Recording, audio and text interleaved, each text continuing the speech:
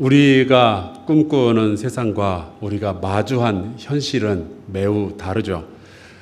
제가 꿈꾸던 아들이 있습니다. 아들이 둘이 있는데요. 이 아들이 태어나면 내가 잘 사랑으로 잘 길러서 늘 건강하고 어른들 보면 인사도 잘하고 알아서 목표를 정한 다음에 매일 학교 갔다 오면 예습 복습하면서 교회 학교에서 찬양팀도 하고 저는 그런 아들을 꿈꿨었거든요. 자기 방 청소 자기가 다 하고. 근데 현실 아들은 전혀 그렇지 않습니다. 얘는 이제 저의 기도의 제목으로 존재하고 있어요. 아마 여러분이 꿈꾸시는 직장이 있었을 겁니다. 제가 아는 그 대구에서 사업하시는 사장님이 그러시더라고요. 직원을 위한 최고의 복지는 높은 연봉이다. 여러분 동의하시나요? 아멘. 네, 연봉 10억 원. 휴가는 1년에 100일, 자녀 교육비는 대학 마칠 때까지 주고, 자동차 주고, 외국에 출장 나갈 때 비즈니스석 끊어주고, 점심 식사는 조선호텔 뷔페급, 건강하라고 헬스장 끊어주고, 골프장 회원권 끊어주고. 자, 그런데 현실은 어떻죠? 딱 여기까지만 하면 되겠죠? 아마 여러분이 꿈꾸는 교회가 있을 겁니다. 우선 목사님이 좋아야죠. 인품도 좋고 잘생기고 나이는 40대 후반, 목회 경력은 40년. 설교는 매주 너무 재밌고 들을 때마다 은혜가 되고. 그런데 우리가 마주하는 현실 목사님은 그렇지가 않습니다. 설교도 지루하고 뭔 소리인지도 모르겠고 웃기지도 않고 냅다 졸렸고 그러죠. 근데 여러분이 그렇게 말씀하신다면 저도 꿈꾸는 성도들이 있어요. 근데 현실은 매우 다릅니다. 근데 놀랍게도 우리가 성경을 읽어보면은 성경은 장밋빛 이야기만 기록해 놓지 않았어요. 만약에 그랬다면은 성경에는 예수님이 오병이어로 5천 명을 먹인 이야기, 물 위를 걸으신 이야기, 말씀으로 병자들을 치유하셨던 그런 이야기만 있겠죠. 근데 성경을 보면은 예수님이 고난당하시고 십자가에 달려 죽으신 이야기가 같이 있습니다. 그래서 저는 이렇게 생각을 해요. 성경이 우리에게 가르쳐 주는 것은 저 세상 믿음이 아니라 이 세상 믿음이라는 생각을 해요. 우리의 믿음은 현실 세계에 두 발을 딱 딛고 그리고 세워나가는 거지 핑크빛 꿈만 꾸면서 믿음을 세워나가는 게 아니잖아요. 오늘 우리가 함께 읽은 이 전도서는 믿음을 가진 사람이 현실을 마주하는 영성에 대해서 기록해 놓은 책입니다. 어쩌면은 이 전도자는요, 최악의 상황 속에서 믿음을 지켜냈던 그 이야기를 우리에게 전해주고 있는 것 같아요. 전도서는 매우 독특한 방식으로 쓰여졌습니다. 읽으면 아시겠지만 아주 삐딱하고 까칠하죠. 혹시 여러분 주변에도 신앙생활을 하긴 하는데, 교회를 다니긴 다니는데 좀 삐딱하고 까칠하게 신앙생활을 하는 분들 있을까요? 여기 우리 CBS 안에도 있나요? 쳐다보진 마시고 그런 분들이 있죠. 예, 그렇게 신앙생활 하는 분들이 읽으면 딱 좋은 책이 전도서입니다. 그래서 전도서는요, 마태복음이나 혹은 시편 읽듯이 그런 식으로 읽으면 안 되는 거죠. 우리가 극장에서 영화를 볼 때는 팝콘 들고 콜라 들고 그렇게 들어가서 먹으면서 영화를 볼 수 있습니다. 근데 재작년이었나요? 우리 CBS가 롯데 콘서트홀에서 조수미 씨 그 콘서트에 제가 초대를 받아서 갔었는데, 거기에 팝콘하고 콜라 들고 들어가면 안 되는 거잖아요. 마찬가지로 오페라는 오페라 듣는 방식이 있는 것처럼, 영화는 영화 보는 방식이 있는 것처럼, 전도서는요, 전도서답게 읽어야 되는 거예요. 자, 이제 오늘 말씀 1절을 보겠습니다. 다윗의 아들 예루살렘 왕 전도자의 말씀이라. 이 전도자는 히브리어 코헬렛의 번역인데요. 코헬렛은 사람의 이름이 아니고 직책의 이름입니다. 사람들을 모아놓고 연설 혹은 강의를 하는 사람들을 뜻하죠. 세바시에 나오는 사람들, 그게 코헬렛이에요. 잘잘법에서 이야기하는 사람들, 코헬렛입니다. 이 사람이 솔로몬이다라고 우리가 흔히 알고 있지만, 전도서에 쓰여진 히브리어는 솔로몬의 시대보다 약 한 500년 뒤에 사용하던 언어예요. 그래서 학자들은 대부분 이 포로기 이후의 작품으로 알고 있습니다. 그래서 솔로몬이 썼다라고 단정 짓기보다는 굉장히 다양한 사람들을 대입하고, 심지어 여러분 자신을 전도자의 자리에 대입해서 함께 읽어보시는 것을 제가 권유해 드립니다. 2절을 볼까요? 전도서에서 가장 유명한 말씀입니다. 근데 성경 구절치고는 너무 이상하죠. 성경은, 우리가 아는 성경은 의미와 목적과 희망 이런 거에 대해서 이야기를 해야 되는데, 이 구절은 거의 허무주의의 정수처럼 보입니다. 헛되고 헛되며 헛되고 헛되니 모든 것이 헛되도다. 차라리 이게 성경이 아니라 선불교의 벼감록 같은 그런 책에 나온다면 오히려 더 잘 어울릴 것 같은 구절이 성경 한가운데 딱 박혀 있는 거예요. 이 헛되고 헛되다라는 말은 히브리어 문법에서는 비교급으로 쓰일 때 사용하는 방식입니다. 영어도 왜 비교급이 있고 최상급이 있잖아요. good, better, best 이렇게 나오는 것처럼, 우리말로 잘생겼다 보다 좋은 거는 뭐라 그러죠? 아주 잘생겼다. 근데 그거보다 더 잘생기면 뭐라 그러죠? 목사님 같다 그럽니다. 그런데 유대인들은 비교급 대신에 반복을 쓰는 거예요. 잘생겼다보다 더 잘생겼으면 잘생겼다 이렇게 두 번 쓰는 거죠. 그래서 히브리어로 거룩하고 거룩하다 그렇게 표현을 해놓으면 그것을 지성소라고 우리가 번역을 합니다. 그러니까 헛되고 헛되다라는 말을 5번이나 반복했다는 것은 최상급이에요. 진짜 세상에 헛된 겁니다. 그런데 여기 나오는 이 헛되다라는 말의 그 히브리어가 헤벨이라고 해요. 이 이름에서 아벨이라는 이름도 나오게 되죠. 짧다라는 뜻을 가지고 있습니다. 근데 이 헤벨이라는 단어는 우리말 헛되다로 한마디로 번역하기에는 너무 깊고 너무 광범위한 뜻을 가지고 있어요. 작년에 한국의 한강 작가가 노벨 문학상을 받아가지고 크게 화제가 되었었잖아요. 근데 그때 이 한국말을 영어로 번역하는 사람들의 그 어려움에 대한 이야기가 참 많이 돌았습니다. 예를 들어서 우리말로 어라는 게 있잖아요.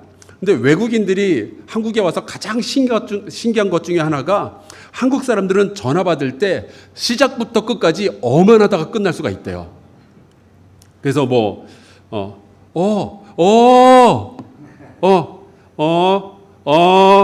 그리고 끝나잖아요. 해보신 적 있어요? 맞습니다.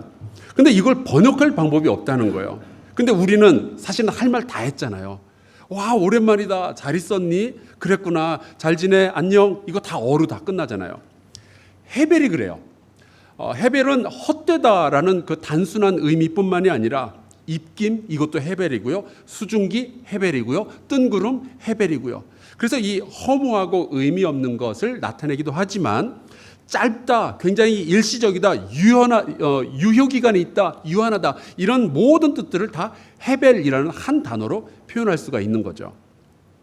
이 헤벨, 헛되다라는 단어가 전도서에 38번 나와 있습니다.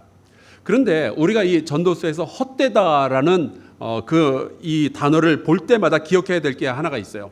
하나가 아니죠. 3개가 있습니다. 첫째, 이 헛되어 보이는 세상을 누가 창조하셨어요? 하나님이 창조하셨습니다. 이걸 잊어버리면 안 돼요. 둘째, 하나님은 이 헛되어 보이는 세상을 사랑하십니다. 이걸 또 잊어서는 안 되죠. 셋째, 전도서에는요, 선하다라는 말도 굉장히 많이 등장하고 있어요. 헛되다라는 단어가 38번 나오는데 선하다라는 단어가 51번 등장하고 있습니다. 그러니까 전도서는 이 헛되어 보이는 이 최악의 세상 속에서 선하게 살아가는 방법에 대해서 우리에게 가르쳐주고 있는 거예요. 그야말로 잘잘법인 거죠. 그리고 이 전도자의 느낌과 그의 신앙 고백은 다르다는 것을 꼭 기억해 주셨으면 좋겠어요. 이 헛되다라는 것은 느낌일 뿐이지 그게 그의 신앙 고백이 되는 건 아니거든요. 제가 청년 시절 함께 했던 우리 후배 한 사람은 그 성가대에서 테너를 했었는데요. 당시 알토를 했던 여자 청년과 대판 싸우고 나서 벌써 30년째 교회 안 다니고 있어요. 그런데 그 코엘렛은요, 최악의 상황 속에서도 믿음을 지키려고 그렇게 애를 쓰고 있는 거예요. 하나님이 살아계신다면 어떻게 세상이 이렇게 돌아갈 수가 있냐, 어떻게 이렇게 허무할 수가 있느냐라고 이야기하지만 여전히 이 세상을 하나님이 지으셨다면, 실수하지 않는 하나님이 지으셨다면 여전히 어딘가에는 의미가 있을 것이다. 그것을 찾아서 헤매는 이야기가 전도서의 이야기인 거죠. 근데 사실 생각해 보세요. 우리도 그렇지 않습니까? 사는 게 너무 힘들 때 나는 좀 버려진 것 같고 아무도 나를 돌아보지 않는 것 같고요. 주님은 도대체 뭘 하고 계시는가? 그런 생각도 하게 되잖아요. 그래서 자꾸 삐딱하고 까칠하게 우리의 신앙이 변하는 것들을 느끼게 되는 거죠. 하지만 여러분, 하나님은 절대로 저와 여러분을 버리지 않는다는 사실을 꼭 믿으시길 바랍니다. 절대로 그러실 리가 없어요. 안 그래도 허무한 세상인데 하나님마저 우리를 버리면 우린 정말 갈 데가 없잖아요. 사도 바울도 보면 너무나도 힘든 적이 있었습니다. 근데 바로 그 힘들 때 그 사람이 이런 고백을 하죠. 내가 확신하노니 사망이나 생명이나 천사들이나 권세자들이나 현재일이나 장래일이나 능력이나 높음이나 깊음이나 다른 어떤 피조물이라도 우리를 우리 주 그리스도 예수 안에 있는 하나님의 사랑에서 끊을 수 없으리라. 이 허무한 세상을 지날 때, 깊은 한숨 내쉴 때 여전히 우리에게 의미를 주시고 목적을 주시는 하나님이 살아계시다는 이 사실을 잊지 마시기를 주의 이름으로 축원합니다. 그래서요, 여전히 우리는 이 최악의 삶 속에서도 선한 삶을 살아야 할 의무가 있는 거예요. 요즘 세상 돌아가는 것을 보면 참 속상하고 허무한 느낌이 들지 모르겠지만 그래도 날마다 선한 선택을 하실 수 있기를 주의 이름으로 축원합니다. 이렇게 전도서의 전체적인 분위기를 이해하면은 3절을 해석하는 데 좀 도움이 되죠. 3절을 함께 읽어보도록 하겠습니다. 시작. 해 아래서 수고하는 모든 수고가 사람에게 무엇이 유익한가? 여러분 지금 전도자의 기분이 어떨 것 같아요? 제가 보기엔 되게 짜증이 나 있어요. 먹으면 뭐 해요? 다시 배고플 텐데. 살 빼면 뭐 해요? 다시 찔 텐데. 요요. 살면 뭐 해요? 결국 죽을 텐데. 그러니까 자기는 열심히 살려고 해봤는데 뭘 이룬다는 게 너무 인생이 짧기도 하고요. 선하게 산다고 복 받는 것 같아 보이지도 않고. 그런데도 이 전도자는 선하신 하나님이 이 세상을 창조하셨고 그 하나님이 우리에게 인생을 주셨다는 사실을 알고 있잖아요. 믿고 있잖아요. 그런데도 이런 고백이 튀어나온 거예요. 해 아래에서 수고하는 모든 수고가 뭐가 유익하겠냐. 여기서 우리는 이 해 아래에서라는 표현에 좀 주목해 볼 필요가 있습니다. 해 아래에서라는 표현은 또 전도서에 29번 등장하고 있어요. 쉽게 말해서 이 세상이다라는 뜻이죠. 자, 그러면은 세상, 이 해 아래의 세상과 반대되는 말은 어떤 단어가 있을까요? 영원이라는 단어가 있습니다. 전도서 3장에 보면 이런 말씀이 나와요. 하나님께서 행하시는 모든 것은 영원히 있을 것이라. 우리가 해 아래에서 하는 것은 무익하다. 근데 하나님께서 행하시는 모든 것은 영원할 것이라. 여러분, 이 하나님께서 행하시는 영원한 것은요, 헛되지도 않은 거고요, 무익하지도 않은 겁니다. 오히려 가치 있고 영원하고 유익하고 즐겁고 선한 거죠.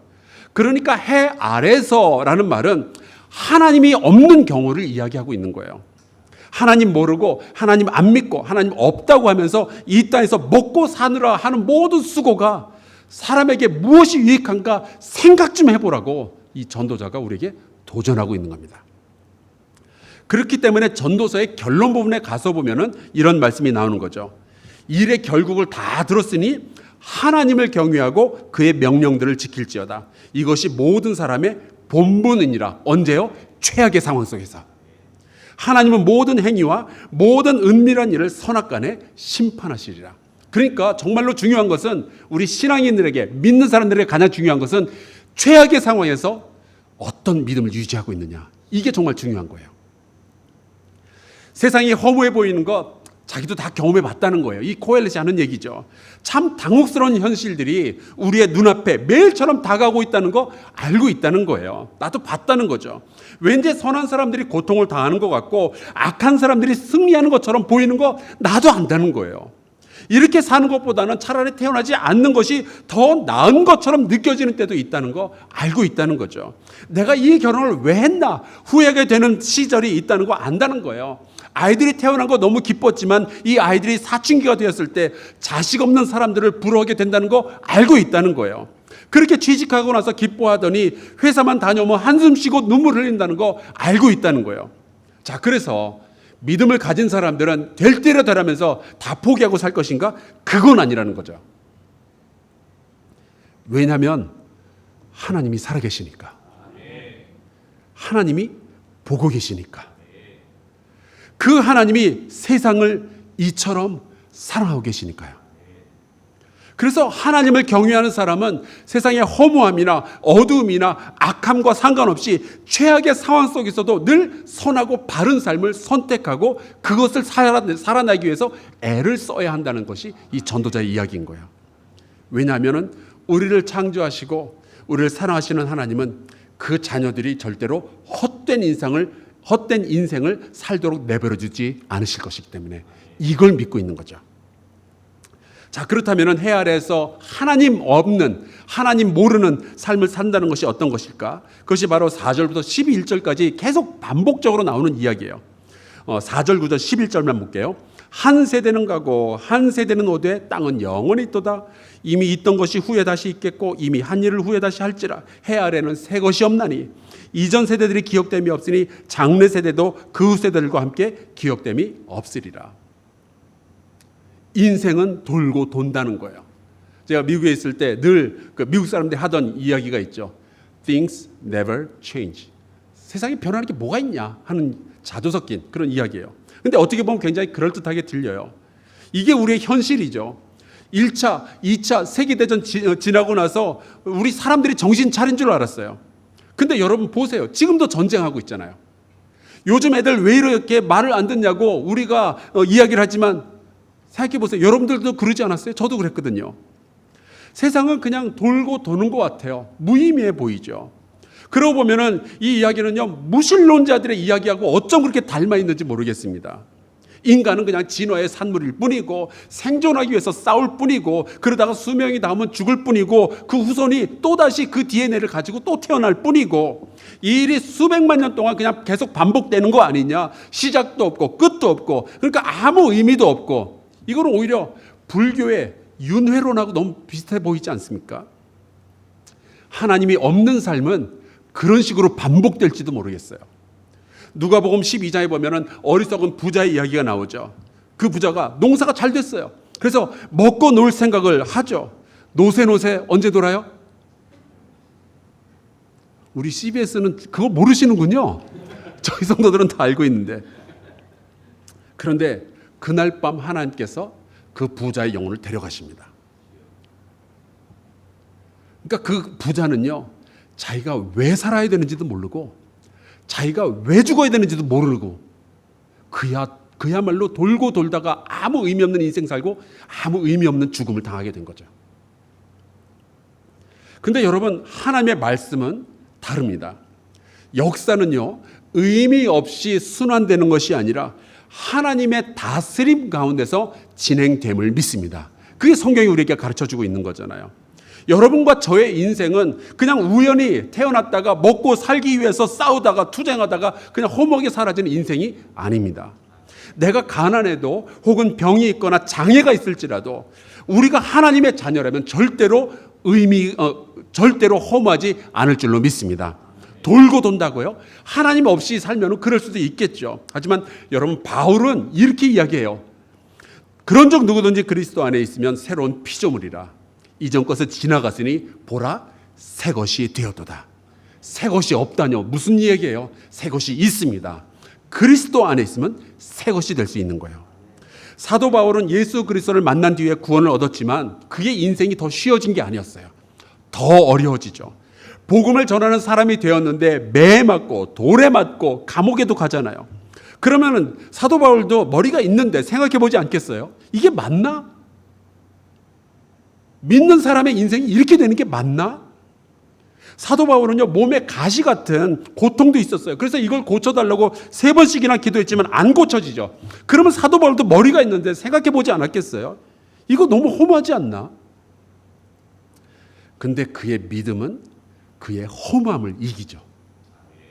고린도전서 15장에 바울이 이런 고백을 해요.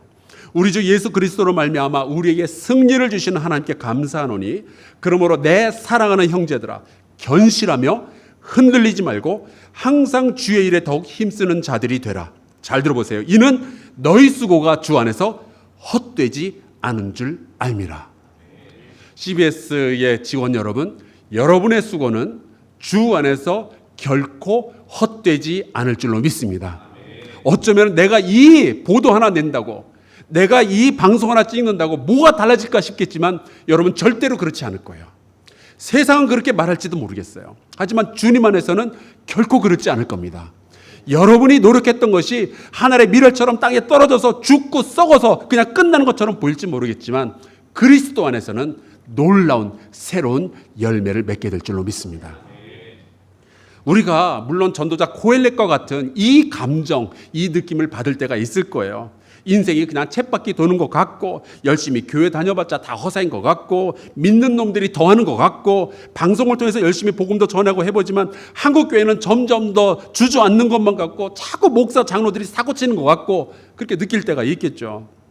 하지만 여러분, 이 인생을 주신 분이 하나님이시고 이 세상을 창조하신 분이 하나님이시라면 우리의 삶에는, 여러분의 삶에는 거룩한 목적이 있을 줄로 믿습니다. 고통스럽고 허무해 보이는 이 세상이지만 최악의 상황들이 날마다 눈앞에 펼쳐지고 있지만 이 세상을 창조하신 하나님은요, 완전하신 분이셔요. 그분은 실수가 없습니다. 그래서 우리는 때로 실수하고 의심하고 슬퍼하고 고통스러워하지만 때로 우리의 신앙은 까칠하고 삐딱해질 수 있지만 그렇다고 우리가 믿음을 포기할 수는 없는 거예요. 하나님이 우리를 사랑하신다는 이 사실은 우리가 느끼고 있는 모든 감정보다 더 강하고 우리가 마주한 모든 현실보다 더 현실이니까요. 해 아래에서의 하나님 없는 인생은 헛될지 모르겠지만 하나님의 날개 아래에 있는 인생은 존귀합니다.